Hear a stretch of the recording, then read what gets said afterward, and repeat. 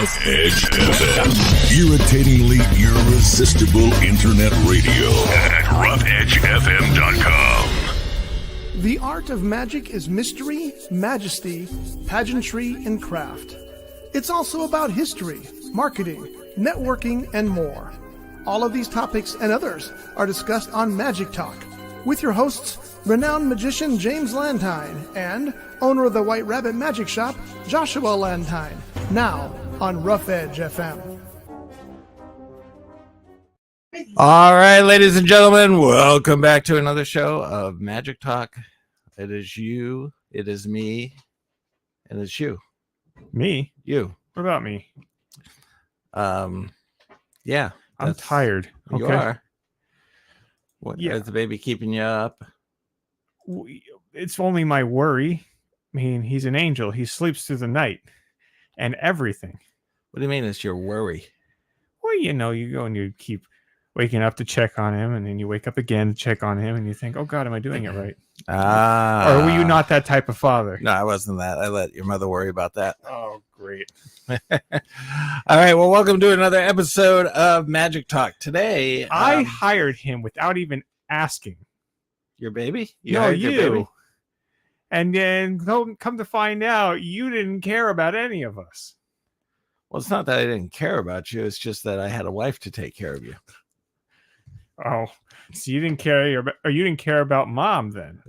No, I was very engaged. So anyway, we are going to talk about copyrights and protecting your intellectual property. Because lately we've been talking about, magicians and when is it that you're, going too far as copying somebody's work? Is it okay to take somebody's work and do something a little different to it? When is it plagiarism? Yeah. Or when is it gathering inspiration? Right. So here is a kind of an interesting little take on Basically that. Yeah. Plagiarism versus inspiration. Correct.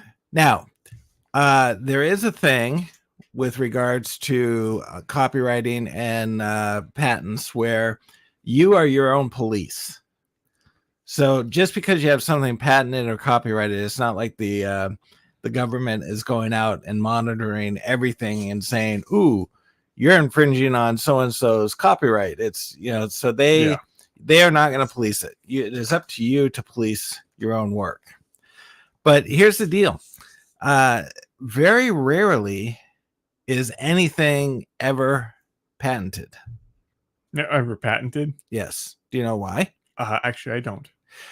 Because you run the risk of exposure. Because in order to patent something, you have to indicate how it works.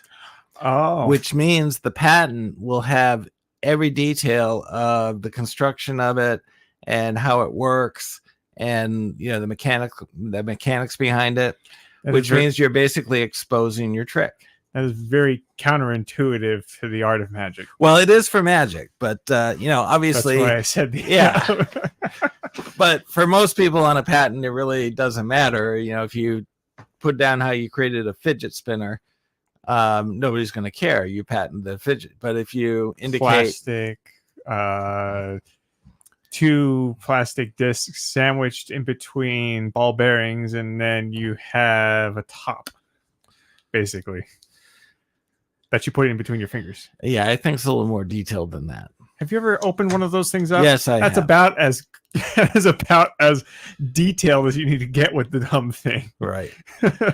So here's something with regards to copyrights, which can be found in the Wikipedia for intellectual rights to magic methods. On one side, many magicians argue that methods represent intellectual property and that publication or sharing of methods should be subject to strict codes developed by magician organizations. On the other side, a range of people argue that publication of information about methods should not be subject to restrictions because knowledge should be freely available. The sharing of magic methods with non-magicians or the open publication of methods is referred to in the magic community as exposure. Mm-hmm. So when you copyright something, you are protecting works that are fixed in tangible medium or expression. So some argue the process of movements required for a trick are not copyrightable within the U.S., but recordings, written descriptions, and photographs of such performance may be copyrightable themselves. So inventing your own double lift, it's not like you can copyright that, like the double lift, but you can copyright images of description, and you can copyright. Can you copyright the text of it, or is that what you're saying? Yeah, you can copyright the text. So you write a book about it, basically, or a pamphlet, whatever. You can copyright that and say, "Hey, this is mine," and everything that is accumulated because of it, this piece of literature, is now all property of me. Right. So in 2014, Teller actually sued a Belgian entertainer, Gerard Dogge, D-O-G-G-E, Doggy, whatever. So it says here another potential. I know it does sound like doggy, doesn't it? But I don't know.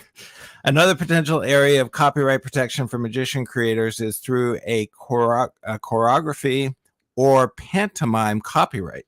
Choreography, yeah. What do you mean? Choreography. Sorry, what did I say? Choreography. Okay, choreography. It's a new language for me. Okay. This was sexual. Wow, batting 1,000 today. Okay. Woo, let's get those glasses checked, shall we? You should, because you're not wearing any, and I think a lot of people can see that now too. No wonder. Okay, that might be a problem. That's why. This was successfully employed by Teller in 2014 in the case against Belgium entertainer, who had posted a YouTube video of an illusion called The Rose and Her Shadow. Oh, that is one of his most famous. Okay. You've seen that one, right? The Rose Act from Teller? Yes. It has the shadow, and he takes the knife and then cuts the petals off of the rose, or the leaves off of the rose via the shadow. He doesn't actually cut him off with a knife. He goes and he makes a shadow of him cutting it off, and it falls off the rose. Oh, okay. And I guess Teller would be great about the pantomime part of it. Yeah, I know, right? I was gonna say, it's really amazing that he was able to go and sue this guy and he didn't speak a word. So he wins the lawsuit over copied magic trick performance. That would make sense too, because it's your performance, and you're not giving anybody permission to do said performance, right? It's just because you can see it on YouTube or whatever, it doesn't give you the right to go and perform it or to use it. Yeah, so you'll go and you put it on the internet, there's some amount of free domain, at least free viewing domain, but it's not like you have the right to take it and use it as your own. Right. So magic illusion inventor and magician Hassel Boss also registered a magic trick as a copyright with the United States Copyright Office. Registration is not essential for copyright protection, but it offers additional advantages for right holders. Boss registered his trick by describing every movement of the magic trick via text and photographs, and then submitted these documents to the Copyright Office. They were approved under the Performance Act section, and a certificate of registration was granted. In September 2008, Boss successfully filed a complaint under the Digital Millennium Copyright Act against America Online to remove a video from their website. So he was successful in getting that. So he actually went through the process of submitting it. Yes. And submitting the whole thing, all the details and everything like that. Correct. Which is what you would expect people to not do. Yeah. Especially in this field. So the Smigali card deck was patented by Berling Hull in 1909. A device to perform the quick change magic trick was granted a patent. The theatrical effect of Pepper's Ghost from the 1800s was patented. So wait, let's go back to the Svengali deck. That was patented? Patented by Berling Hull in 1909. There's a million of those things around. Yeah, but patents only last so long, Okay. and I was then gonna say then that- it goes open to the public.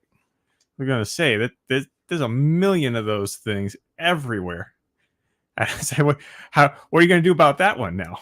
Because is he like walking away like a fat rat? Yeah, I don't know. In 1938, R.J. Reynolds Tobacco Company was sued by magician Horace Golden over an ad campaign which revealed one method for sawing a woman in half. Oh, The case was eventually dismissed by federal court, and Golden then gave up on patenting his methods. yeah. So, So the darker side of trusting the government with your secrets. yes. Escape artist That's Hiberna Frozen in Ice Effect was patented in 2001. Horace Golden applied for a patent for sawing a woman in half in September 1921 and was awarded the patent. Although the patent blocked other magicians from using his ideas, it also aided people seeking to expose the method of the trick. So that basically ends up why a lot of magicians stay away from the patents. Magic methods are effectively forms of trade secret and share many characteristics of trade secrets in other business sectors. As such, there is a significant body of law that falls under the heading of confidentiality and contract law that might be used to control or protect them. These measures can effectively allow a perpetual monopoly in secret information. It does not expire as would a patent or copyright. so is that one I didn't quite understand. What are you talking about with that? So you could effectively use trade secrets and contract law as a form of protecting your work.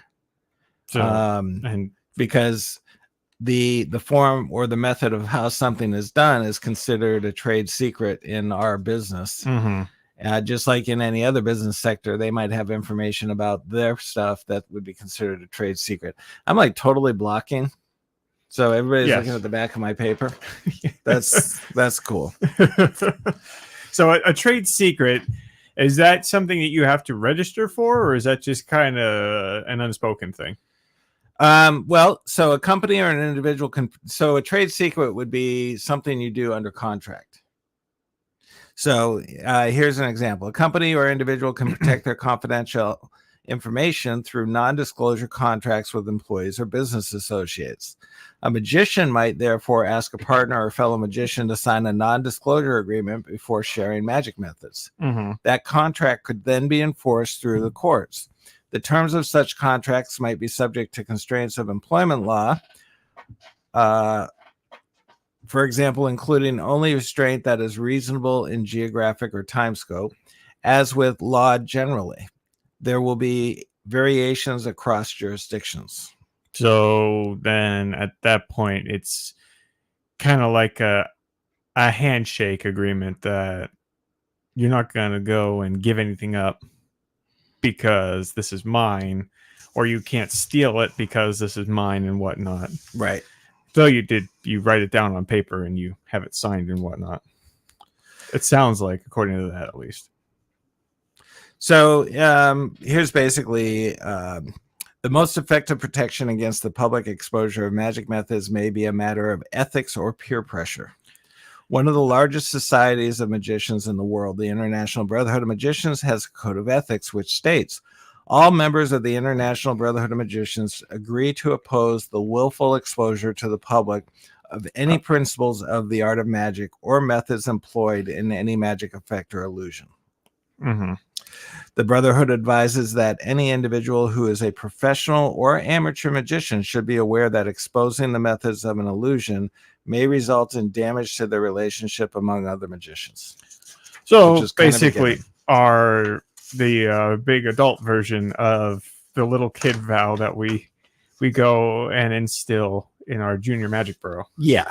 Put your right hand over your heart. I solemnly swear that I will never, ever, ever reveal secrets to the tricks that are being performed today. Basically. Your heart's over your left chest. It's right here. Your heart's in the middle. It's like, You're like way over here. I've got a big heart. Oh. Okay. So there's just a little bit of tidbit of information. So one of the things that I kind of took out of the whole thing was that patents, because of the nature of a patent, you have to reveal everything there is about it, which is probably why David Copperfield doesn't patent a lot of his stuff. Number one, nobody else can afford to copy it because his stuff is so grand. Yeah. And number two, it avoids him from having to divulge how an effect actually works. Yeah, he had that problem once with what was that? The statue. Well, was it no, the he had Statue of Liberty. That yeah. he had a lawsuit that he had with that.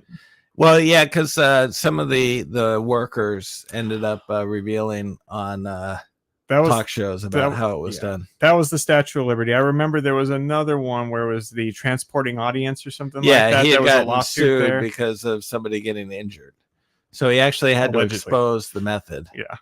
He won the case, by the way. I'm sure. But he did have to expose the method, which now that trick will never be performed again. It's a crying shame. That was a good one. Yep. So I got to see it many times. Well, good for you. I didn't get to see it. One of the things Copperfield announced was that he was going to vanish the moon in February. Did it happen? Well, I mean, I know it did happen, but that was by nature. Did it actually happen? For those who don't know, there is a cycle in the lunar cycle where the moon actually vanishes. It is called a new moon. Is that what it is? Did I just give away the secret? Yeah. That's what it's called. So he was supposed to do this in February of 2024. Uh-huh. And he has not done it yet. So I'm not sure what's up with that. Is it just a hoax? I don't know. Let's see. Let's take a look at, we have some things here. I heard it was supposed to happen this month. Full moon is the 24th. So assumed it would happen then, but haven't heard.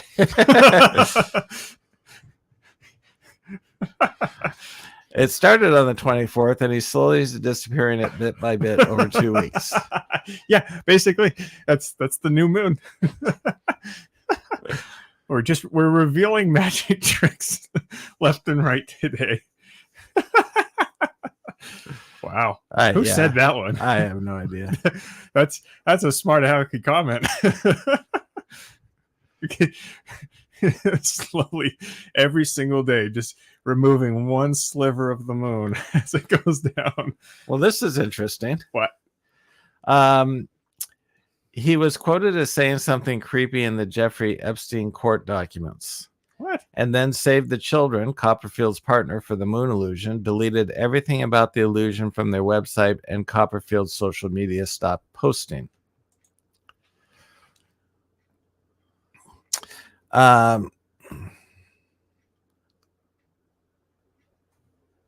Okay. What? Well, I am not going to. We don't need to go down that rabbit hole. Yeah, I'm not going to go down that rabbit hole with Copperfield and Epstein. But if you want to look it up, go ahead and look it up. There's something in January 5th. But apparently, according to this one article, the Save the Children and Copperfield has deleted everything from social media about it. Well, that sucks.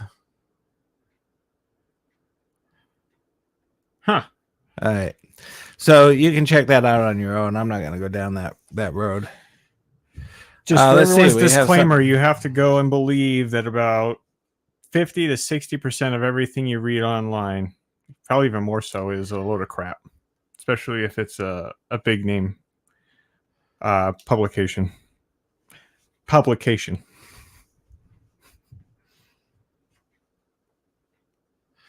What are we looking at? I don't know. We're looking at something on. We landed on the moon this week, but I'll still be making it disappear. Okay, so this is on Copperfield's Instagram. So he says, we landed on the moon this week. So magic secrets on the moon, Q&A with David Copperfield. A little bit of magic landed on the moon last week, or actually quite a lot of it. aboard Intuitive Machines robotic Odysseus, whatever, lunar lander. Odysseus. Odysseus lunar lander, which last Thursday, February 26th, became the first American space since 1972 to touch down on the moon, are the archives of magician David Copperfield. Really? So he took all of his archives and just said, all right, we need to make sure no one can find this. We're going to put it on the moon. Now, all my secrets are completely safe. So here he says, so in this, he said, we landed on the moon this week, but I'll still be making it disappear. Some cool new developments are taking extra time, but I'll have more updates soon. Thanks for your patience. It'll be worth it. Nice. So, all right. So who it's going to knows? just take a little longer than February. Yeah. It's that's a big what it sounds endeavor. like. I mean, they even tried to show it in, what was that cartoon? Despicable Me. They You know did? how long? Yeah, you saw that? He's going to steal the moon. Oh, So you know how long that took. okay. Took an entire movie. Imagine how long that is in real time. Gotcha. And it was a cartoon. All right. So do you have a deck force? I do. Okay. There is an outbreak among us. It is limited to only a small portion of our population. They have a sickness. They have an addiction. They collect bicycle playing cards, which is bad for them, but great for us because we have almost 500 decks of playing cards to choose from. They'll go crazy in here. They'll spend every last penny they... This is their story. This is Playing Cards Anonymous here on Magic Talk. All right. It's all about you. All right. So You got 3 minutes. what I wanted to talk about is a deck we've had for a little while, but I don't ever remember talking about it. And that is Monarchs. We've got several of them. Yeah, you haven't talked about it. I don't think you ever have. But this one, it's a really good deck. There's one of Theory 11's, actually one of their most popular ones. And it's... And what made it popular? Well, I think as of recently, it was claimed to be that this is the deck of cards that was used on the Now You See Me 2 movie. Well, I think they were used in all the Now You See Me one, and I don't know. oh, I don't know about that one. I know that there's a deck of cards. I can't quite remember exactly where that was coming from. yeah, it was the Now You See Me movie, though. It was? Yes, They actually used this deck of cards. they used the Monarchs. Oh, I believe cool. it was the blue ones. It must have been because I don't remember a red one in there. No, it was. I think it was blue. So this one, they actually come in several different colors. They come in red, they come in blue, they come in green, and they come in purple. At least all of the ones that we have right now. I think they even got some special edition ones that they sell on Theory 11 themselves itself. Now this is a $10 deck of cards, and I've been using this. I don't know if you guys can see, but that is a really really used edge. It's actually Yes. browning, but it still holds up really well. It bounces back after I really bend the crap out of it. I do things like this where I can really bend the cards or even bridge the cards and bend them, and it goes right back. It's amazing. And it furrows really nicely. This one's a back furrow. So when I do it, it's you have to go strictly from the back, and it does it really good. It's a little stiff out towards the end, like there's a pop every now and then, but very crisp, very clean. And the spread, it's hard to show this, but the spread on it remains still really nice. Mm-hmm. Really nice and even. And Even though it's been used a lot. oh god, yeah, I have used and abused it so much I'm actually missing cards. So here's a little tidbit. Now You See Me 3 will be in production pretty soon. Nice. So they're coming out with a new version. Good spring too. Wow. So, Still holding out. A good even and spring. do we have most of the cards? Yes. The actually, colors? we do. We have all of them. Okay. We've got red, we've got green, and we've got blue. Oh, and purple. Okay. I think purple, as of recently, it was the newest one that Theory 11 was able to start throwing out to everybody else. Very cool. Very nice. The faces themselves are pretty standard. They have the deeper colors, you know, Right. how bikes usually have a much richer. Yeah, more on the Are- brighter side, and these are kind of on the almost like a burgundy. Yeah, burgundy, and then really dark blacks. Come to find out, actually, bicycle. When you look at the true colors of the bicycles, it's in primary colors, where it's red, blue, and yellow, and not these other darker colors. Because Right. this is now kind of a gold, a really dark, almost mustardy gold, Okay. black and red, and that's the newest form of color scheme that all these cards are using. Cool. But I recommend it. These are really good. $10. $10. All right. And So, affordable. So we have an item in the basement, don't we? We do. I'm excited about this one too. And what is this? The item that I dug right out of the basement, it was dusty too, was the 3DT. May I? Right there. Okay. And then that is what we have right here. This one's So- $40. $40. And what's kind of cool about it, you wear a t-shirt and you have it says on the bottom of it, in case of an emergency, it says on the bottom, break glass. And so you reach to your t-shirt, you basically go like this, you grab it, and you have the deck, and the glass is broken on the t-shirt. yeah, it's a what would you call it? An iron-on Yeah. effect. So you put the iron-on image on your shirt, and that's basically the whole thing. Is you're able to go and pluck the deck of cards out from your t-shirt. Right. So you don't get the t-shirt, you get the iron-on. Yeah. Along with a couple other gimmicks that go with it. Yeah, Pretty cool effect. I like it. We've played around with it for a little bit. Now It's a neat way. There's also an effect, 3D advertising for playing cards, which kind of works on the same thing, where you can pluck a deck out of an ad. Yeah, same. It's a similar principle to that one. The nice thing about this one that I really like, My God, I look tired. well, the nice thing about this one that I really like was actually how it kind of made your magic seem more organic Yeah. in that sense, because you're not just walking around with a deck of cards saying, "Here, pick a card" anymore. It's now, oh, what can I do?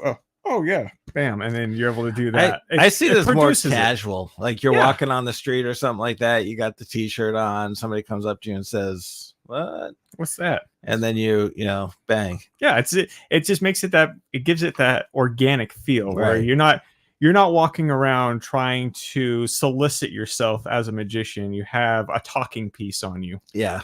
and you're able to make that talking piece do something magical. Like I don't see it necessarily for a strolling gig or something unless you're going to be really casual in the way you dress. Yeah, So that would be hard. I mean, maybe a one-off thing if you're doing a show and you wanted to make a spectacle out of the middle of the show or something like that. This is definitely, I don't know, would you consider this to be an opener if you were to put this into a show? kind of, because it's like, oh, let me show you some card tricks. Oh darn, I forgot my deck. Yeah, You pretty know? much like, so yeah, like a solid middle or maybe an opener Yeah. of the of your routine. I think it would have to be in the opening, because if you were using a deck of cards all of a sudden and then it's like, oh, here, let me go grab another, well, there's it would- coins too. I know.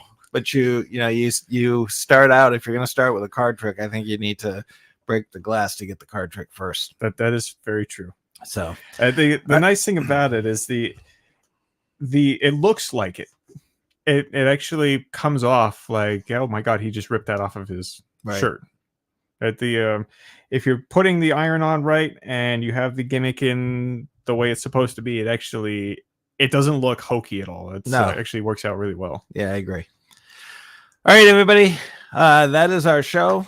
We are cutting out a bit early today because we have an event going on in our theater.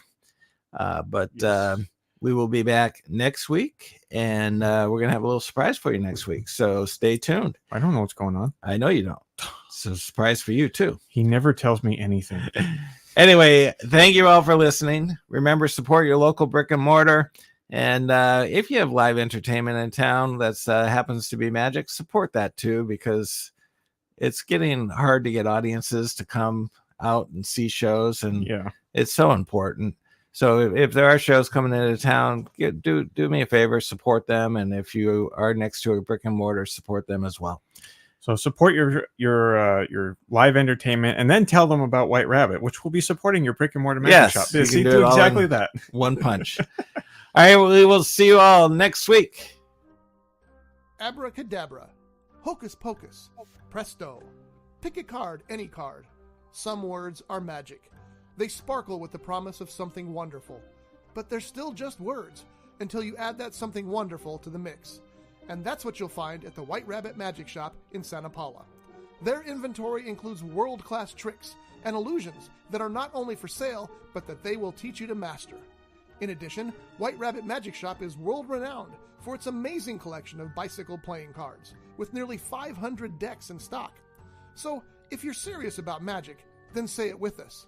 At the White Rabbit Magic Shop, we believe in magic. The White Rabbit Magic Shop, located at 15500 Telegraph Road, Suite B15 in Santa Paula. For more information, please call 805-850-3051 or check us out online at wr-magic.com. What? I'm giving you the opportunity to say it. You wanted to say it, and you missed it. Well, like I said, he never tells me anything. Go. We believe in magic. This has been a Rough Edge Studios production.